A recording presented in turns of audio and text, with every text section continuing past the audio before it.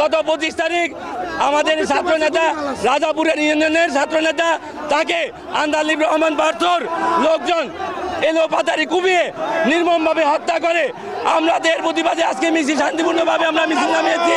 সেই মিছিলের উপরে জাতীয় পার্টির অফিস থেকে আমাদের উপর বোমা হামলা করা হয় এবং কি পুলিশের পক্ষ থেকে আমাদেরকে গুলিবর্ষণ করা হয়। আমরা এর তীব্র নিন্দা জানাই এবং অবিলম্বে পার্থকে গ্রেপ্তারের মধ্য দিয়ে ফ্যাসিস্ট সরকারের ফ্যাসিস্ট হাসিনার মুক্ত বাংলাদেশ চাই। নির্বাচন বাধাগ্রস্ত করার জন্য বারবার একটি গ্রুপ ভোলা বিএনপির সাথে আমাদের বাজাবাজি সৃষ্টি করার জন্য, আমাদের সাথে ভোলা বিএনপির বাজাবাজি সৃষ্টি করার জন্য একটি বিশৃঙ্খলামূলক একটি হটকারী গ্রুপ বারবার এই ধরনের কার্যক্রমগুলো চালাচ্ছে, যেটির দায়ভার আমাদের এবং জেলা বিএনপিকে নিতে হয়। এই জন্য এটি করছে।